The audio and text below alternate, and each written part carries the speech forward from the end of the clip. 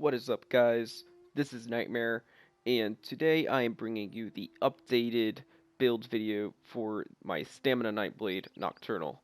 So recently I've been taking a break from PvP and mostly just doing some Let's Play videos, so if you guys haven't checked that out, make sure you go do that on my channel. And I wanted to take a break from the Let's Plays to update my most popular build, which is the Stamina Nightblade Nocturnal build.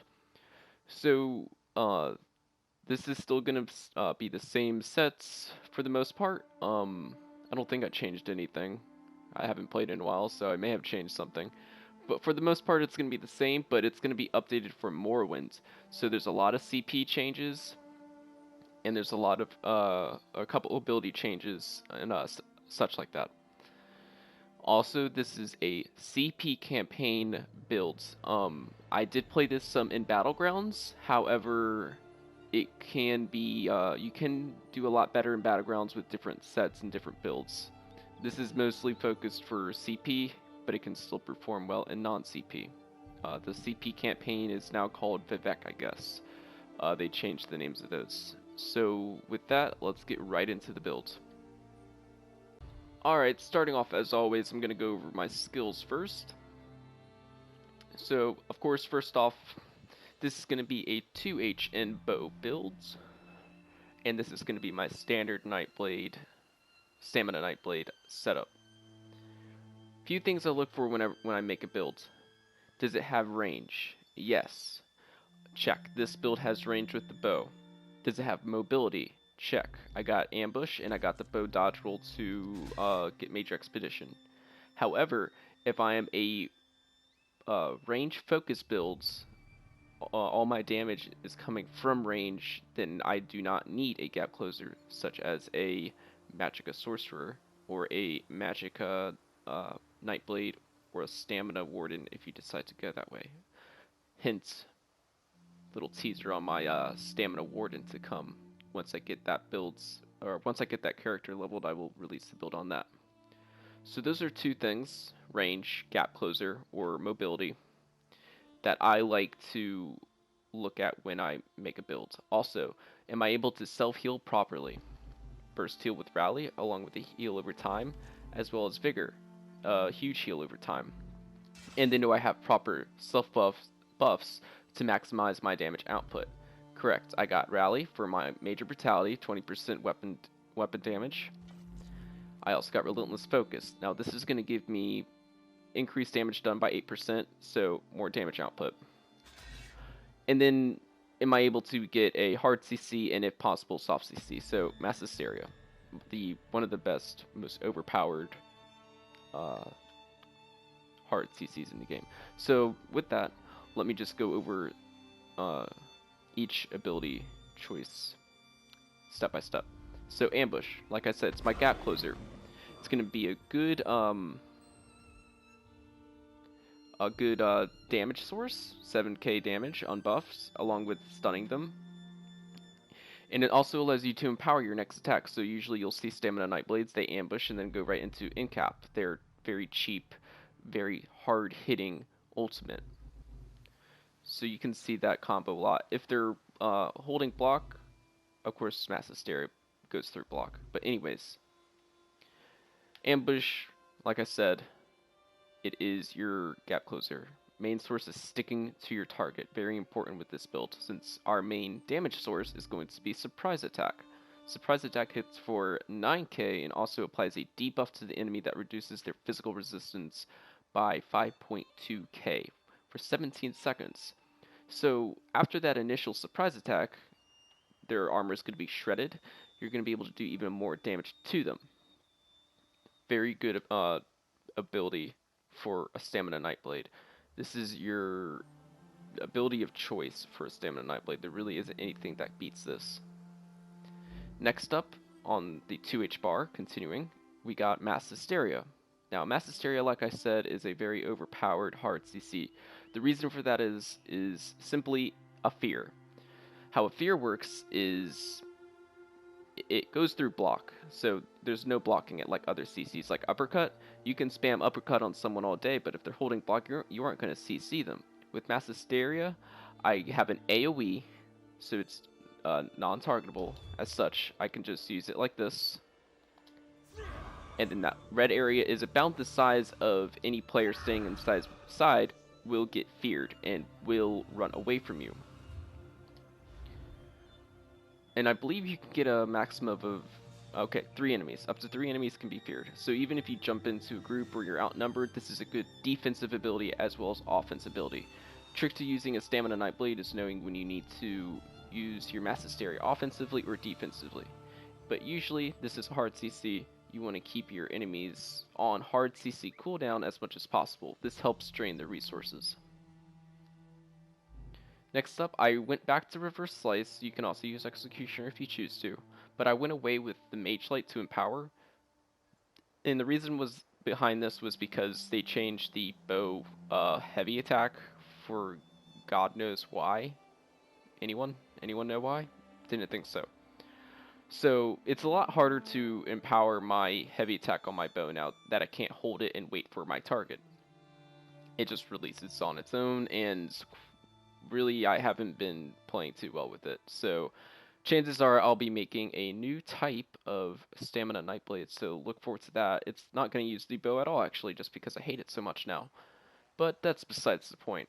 Executioner is still a great ability for executing targets once they get low. It says 50%, so that's half health. I usually wait till about 25% health, because at that health, when you hit them with this, they're guaranteed to die, unless they have some kind of active buff that'll help make them tanky. And I choose Reverse Slice just for the AoE splash damage. This is good when you're outnumbered or you're diving a group, a small group where you have other enemies nearby. And then Rally, of course, a must-have for a Stamina Nightblade. This just gives you a burst heal, and it also gives you your weapon damage buff by 20%, Major Brutality. So the way this works now is, as you can see on my the buff tracker below, you got 3 buffs. So I'm actually not sure because I haven't looked at it yet, but Minor Savagery is, okay, Hemorrhage. I believe this is a Nightblade buff. Major Brutality is the blue one. This is your weapon damage buff, and then Rally. So the green sword is your Rally buff. Now, how this works is the lower that countdown gets, the bigger the self-heal will be. So if you're just spamming it, you're not going to get good Rally burst heals. Now, if you wait a long time, wait for that number to almost run out, and then you press Rally, you're going to be guaranteed a bigger burst heal. So that's one way to look at it now. And then Endcap Strike, our ultimate of choice for a Stamina Nightblade, single target wise. This is going to do almost 16k disease damage buffed up with Rally since I just used it, and it also stuns your target. So if you ambush and Endcap, they're going to be stunned right away. So you don't need for Mass Hysteria unless they're blocking. If they're blocking, you definitely want to use Mass Hysteria before hitting Endcap. And this is also going to increase your damage done to them by 20% for 6 seconds, and then also give them Major Defile, reducing their healing done by 30%. So this is just an all-around great ability. It's going to make them harder to heal once they get low. It's going to allow you to do more damage to them after you use this on them. So if they're in execute range, your Reverse Slice is going to hit even harder. This just guarantees kills, and it's so cheap, 70 ultimate cost. I prefer using this over Dawnbreaker. Even though Dawnbreaker hits really hard, and it has a dot to it, and it gives you more weapon damage, and it's AoE, it costs a little bit more. The Endcap Strike can kind of be used as a spammable ability, since it's so cheap. So moving on from the 2H bar, fully covered that, let's move on to the buff bar. Buff bar is mostly a buff bar. Bow bar is a buff bar, excuse me. First off, we got the Poison Injection. So Poison Injection is just a lovely ranged ability, poison damage, and it also does damage over time. And then once that target falls to below 50%, it increases its damage done. Very nice. This is a really strong dot to apply to your target while you are surprise attacking them, Endcap striking, reverse slicing. It's a dot that's just going to tick away on them and eat away at their health slowly. And then once you get an execute range, this dot is just going to help increase your chances of performing the kill on them. And this definitely hits a lot harder with one of the armor sets we're going to be wearing that I'm sure you guys are all aware of if you've seen my previous Nocturnal builds, since that is unchanged. Next up we run Shuffle. Shuffle is a very strong ability, especially since we're in 7 medium. This is going to have the longest duration for removing immunity to snares and immobilizations. This is going to give us 23 seconds of 15% dodge chance, so just great for avoiding damage. Completely being able to negate any hits stunts you when you run this ability. Someone throws a crystal frag at you, you got a 15% chance to dodge that 12k hit. Perfect. Next up we got Relentless Focus. Now, I feel like Relentless Focus is a must-have for any Stamina Nightblade build. It's just a part of their kit. It's necessary, I feel like anyways. It just gives so much damage, sustain, a proc for even more damage. But I don't see a lot of Stamina Nightblades using it. I'm not sure why. But anyways, this is going to increase all your damage done by 8% and give you 10% stamina recovery. And with the Morrowind patch, stamina recovery is very important, giving you great sustain. And then while active, if you hit 5 light or heavy attacks, you get to activate the spectral bow that does 16k damage. Now they changed this, I am pretty sure. So before you would activate your Relentless Focus, and then if you did 4 light attacks, they changed it to 5 now. If you did 4, you could then shoot the bow. Once you shoot the bow, you would have to reactivate Relentless Focus, excuse me. Now, however, you can activate Relentless Focus, hit 5 light attacks, as follows, 4 or 5, and then shoot the bow, and then your Relentless Focus buff is still going to stay up. And if you happen to get 5 more light attacks in, you can shoot another bow, as long as this 12-second buff stays up. Now, as soon as that 12-second buff is down, you won't be able to shoot any more spectral bows, and you will have to reapply the buff to get your stamina recovery by 10% and 8% damage buff. I like that change a lot. Next we got Vigor, a necessary heal for the builds. Heals for a lot of health over 5 seconds, and then it also gives you an AoE heal for a partner. Trick to using Vigor if you're in a duo or a small group. Resolving Vigor, if you have 2 people use it at the same time, the heal will not stack. However, if you have your duo partner run the other morph of Resolving Vigor, Echoing Vigor, you will both get the heal over time from Vigor. Same way Caltrops used to work, but I'm pretty sure you can stack Caltrops now. The way Caltrops used to work was only one person would have the Caltrops damage. However, you could run one person could have anti-cavalry and the other one could have the Razor Caltrops, and that was a way to get 2 people to use Caltrops. But I don't think a lot of people knew about that, but that is something you can do with Vigor nonetheless. Okay, moving on. Shadowy Disguise, you either love it or you hate it. Sometimes it works, sometimes it doesn't. Hopefully it works 50% of the time. Anyways, this is going to grant you invisibility for almost 3 seconds, and then your next attack within 3 seconds is a crit. So, you all know it. You just cloak away and you can run out. Sometimes you just get pulled out of it right away, sometimes you can't cloak at all, and sometimes you're going to be fighting a Nightblade and they cloak right in front of your face, and you were doing damage to them and you don't know how it happens. It's kind of a weird ability, and I think it needs some looking into, but hey, it's Nightblade's like theme, stealth and whatever. And then ultimate for this bar is Flawless Dawnbreaker. I'm using it for 5% weapon damage. So that is going to cover my abilities on the bow bar and the 2H bar. Next, I will get into my armor. Alright guys, so next up I'm going to go over my armor build setup. It's going to be the same exact builds or armor setup sets as my other 2 Nocturnal builds. It's the same builds. I'm just going over it again for the Morrowind update, just for any new players who hasn't seen the past builds, or any players who are just wondering what I'm running now, since I know you guys like to be up to date with builds. And this is still working since it already gave me so much sustain, so I didn't really need to change anything. CP wise, However, like I said, for non-CP and Battlegrounds, my Stamina Nightblade will be changing a little bit, just because there is a couple little things that are stronger. So first off, Marksman's Greatsword sharpens. So the Marksman set. Now the reason why I run the Marksman Greatsword, you're thinking, why would you run a Marksman Greatsword? It only applies damage to bows. Yes, you're right, but I get 5% reduced cost on all my stamina abilities on this bow. If I only ran it on the bow, I don't get that 5% on my main damage bar, where I'm spamming all my abilities. So, with the loss of reduced cost, having 5% more reduced cost is freaking huge. I feel like this set has been overlooked a lot by other theory crafters or people who make builds. They're looking at Bone Pirate and Eternal Hunt, but they're not seeing the Marksman set. And with the loss of reduced cost, like I said, this set is going to give you more reduced cost.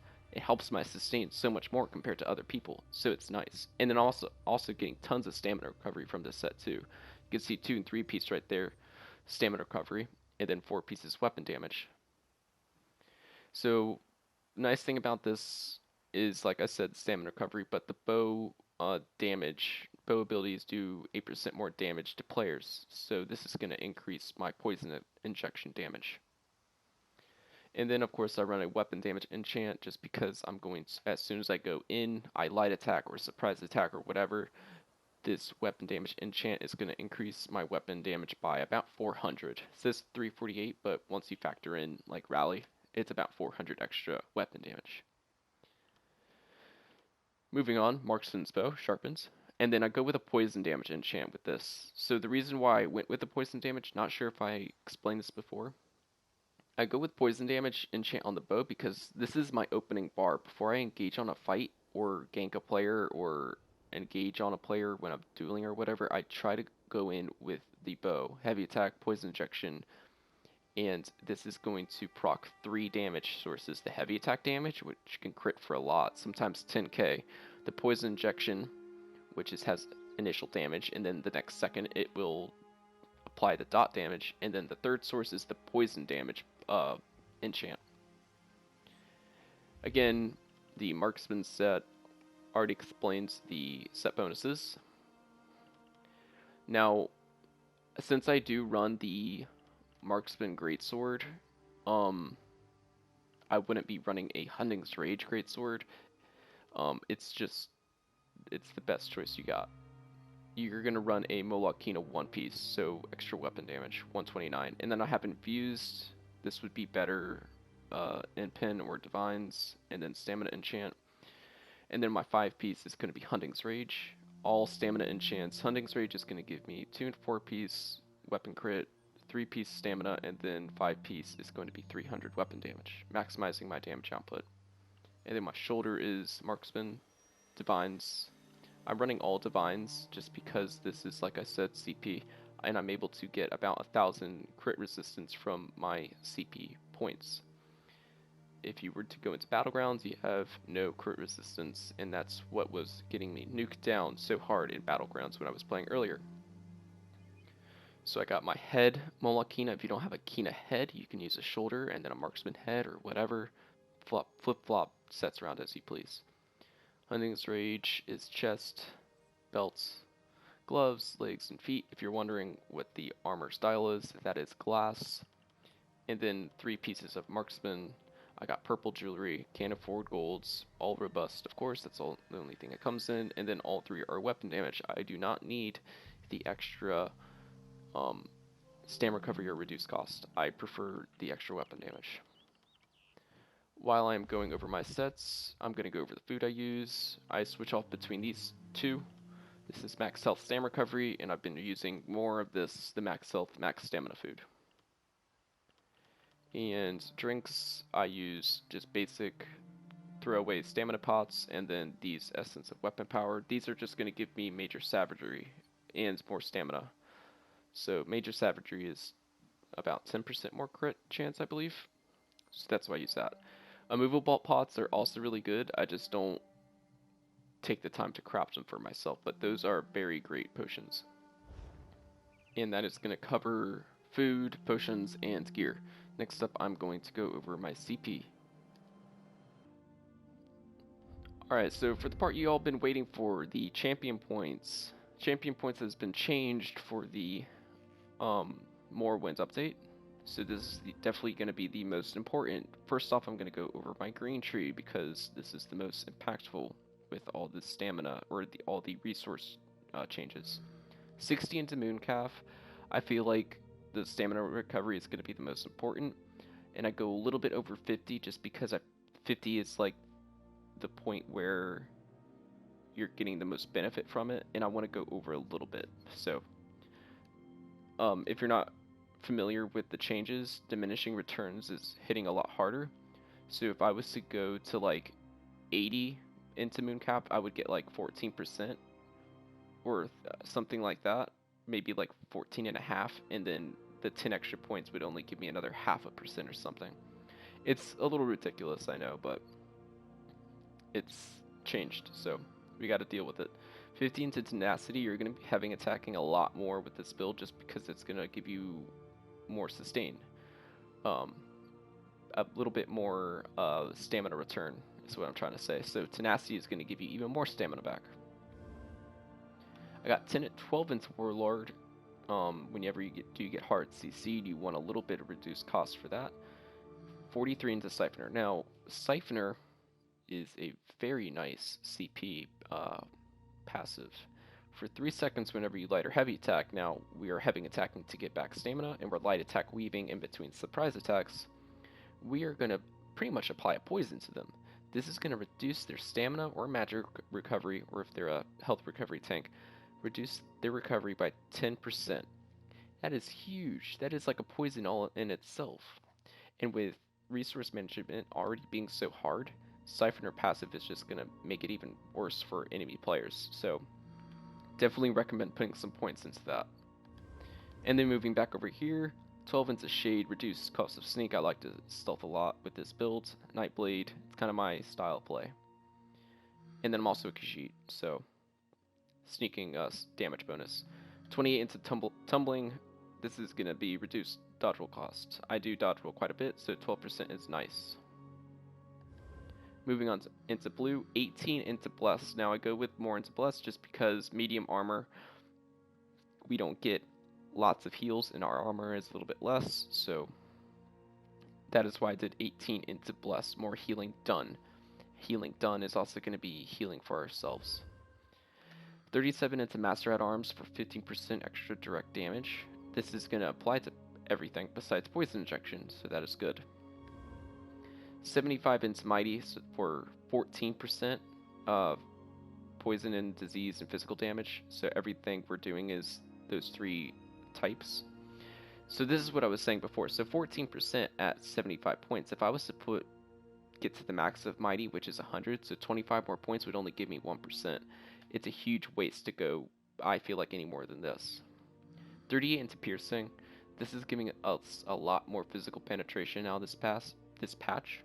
20 into Precise Strikes, we do sit at really high crit chance, so 12% extra critical damage. And then 14 into Thaumaturge for 6.5 extra damage on dots. Not too much into this because the only dot we have is Poison Injection. So going into Retry now, I believe there was a couple things that I wanted to change. Maybe not. Okay, so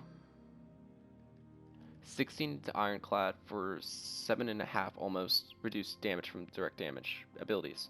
So this is going to be the counter to Master at Arms pretty much. 38 into Resistance for 1,000 crit resistance. This is my only source of crit resistance, so I'm used to playing around at 1,000, so that's why I put 38 into there. If you want more or less, go ahead and change that, especially if you're wearing Impen armor. But like I said, I got Gold Divine's armor, so I didn't feel like crafting that right now, which I will end up doing in the future anyways for my future builds. If you don't want as many into resistance, I would definitely recommend putting more into Spell Shield and medium armor focus. Next up, I have 50 into Hardy, 50 into Elemental Defender. Kind of the standard setup. I used to do 60 and 60. I'm now doing 50 and 50 because of the changes to CP. And then 20 into thick skins. This is going to be reducing dot damage. And then, very important, we need Unchained passive. This is going to help us sustain our stamina whenever we break free. Very free Vigor or Shuffle, since those are the two most expensive. Reduce cost stat ability by 80% is what I'm trying to say. And then 36 into Quick Recovery. This is going to help healing received. Like I said before, when talking about the healing done, healing received is going to help keep us alive more if we have healers on our side, or if we are self-healing. I'm going to check these passives real quick just to make sure any of them are important.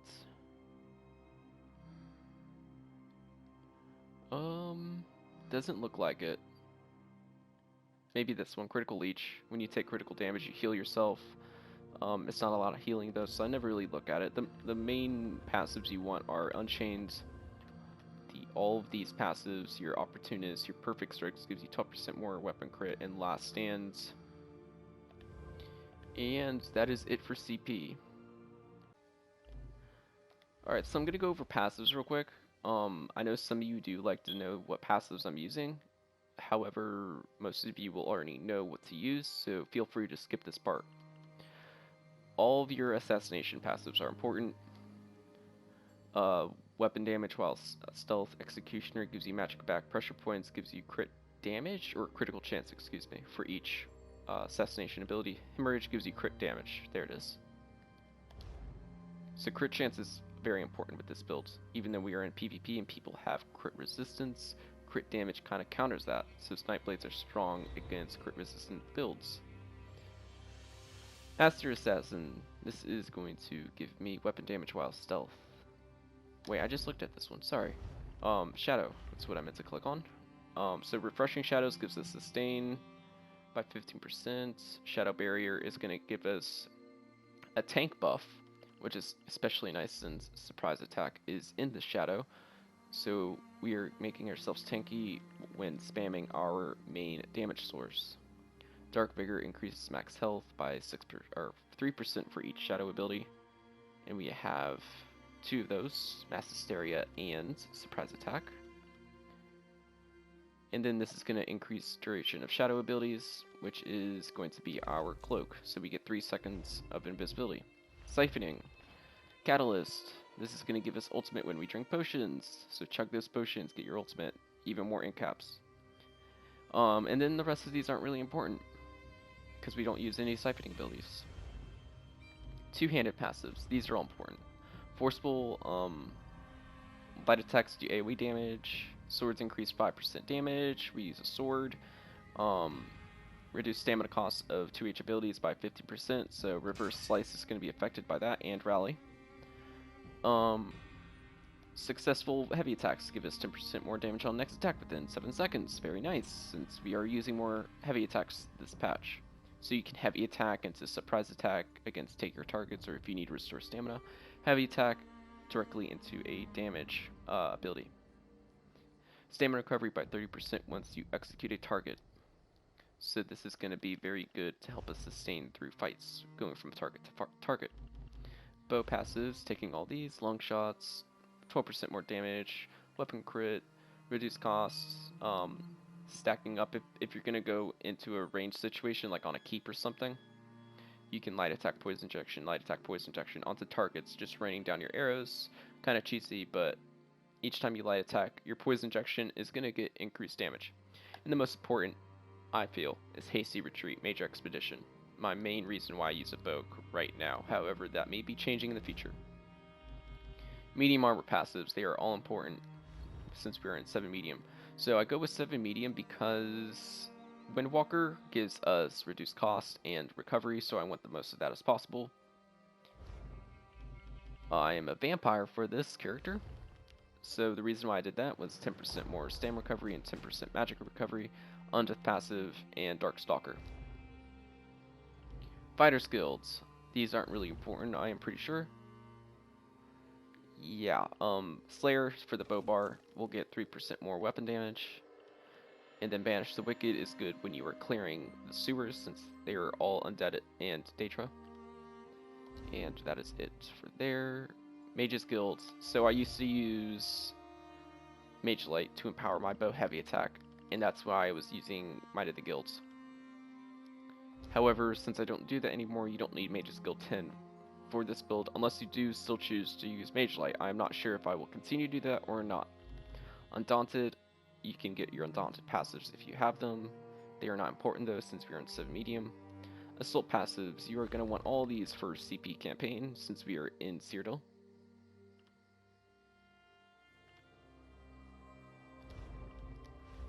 And then your support passives aren't needed. And then for racial choice, we are Khajiit. Khajiit or Wood Elf are my top 2 picks. Redguard is also very good, and you can play Orc if you choose to. So Khajiit, we get 10% stam recovery. Health recovery is an important stealthy passive for engaging into fights from stealth. We're going to get a lot more burst.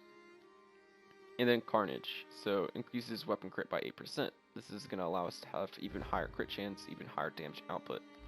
Alchemy, I like medicinal use. Stack those potions onto each other.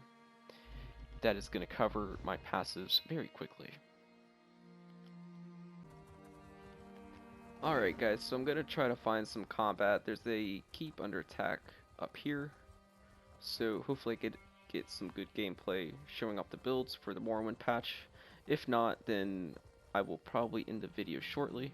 However, I want to talk about the channel a little bit. So, not sure if you guys have noticed, but I'm doing a Let's Play of the new Morrowind questline. So if you're interested in that, go ahead and check that out. However, I will still be making build videos, so do not be too worried about me getting rid of build videos. I still enjoy making builds and theory crafting, so you guys can still look forward to that. As for making the builds, I'm going to try to start streaming, hopefully in a couple days or so. And my goal is to start off by farming some sets, and then I want to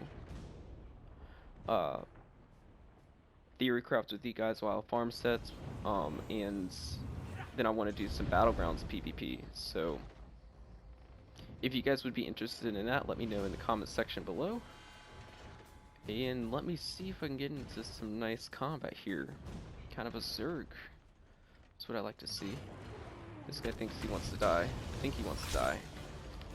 Yes, he does. I know, I'm ganking. It's okay, though. It's part of the game. And I'm a Nightblade, so I'm allowed to do it. I'm entitled to gank. Oh, hello. Oh, I'm so dead. I can't even move. What's going on? Alright, let's see if I can get it out of here. Nope. I got, like, slowed to a stun. Alright, let's spawn into the keep. I couldn't stealth either. I don't know what was going on. Like I said, cloak. Love it or you hate it.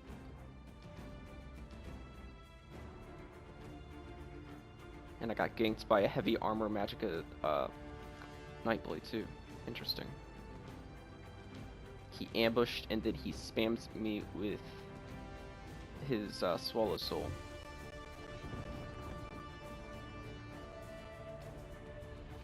Alright, we aren't going to be hiding in here. Let's get out. See if we can kill some baddies. That's another thing I do not miss about the Elder Scrolls Online, is the incredible amounts of lag. It's just uncalled for. Oh, okay, so we got blues over here. Wonder if they're teaming up. Ooh, we got a little low level here. This guy wants to die. That guy's dead. Alright, let me stealth this time. And no resing, please. No resing.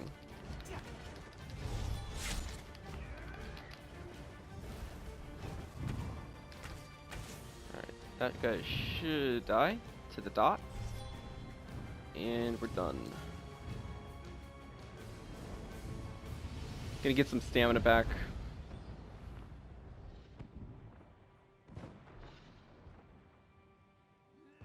Definitely notice the resource issues. Oh, forgot I can't hold it. I gotta get in there now. Forgot I couldn't hold the bow heavy attack.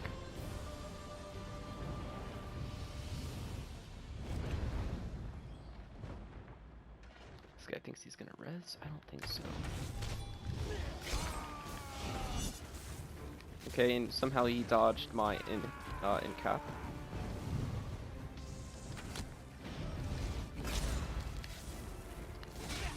Okay, this is not looking good for me right now. And I can't use my whatchamajigger. Fear. Yeah, that was not a good fight. I kept trying to hit him with hard CC, and I just was shy of Magicka every time. I may have to start using tripods.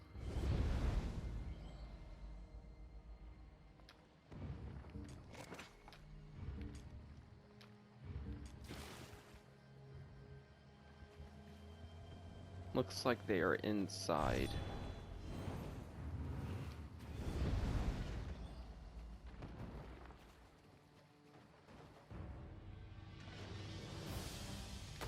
He's a low level dude. That guy can die. And I'm getting jumped with no stamina, so I'm dead.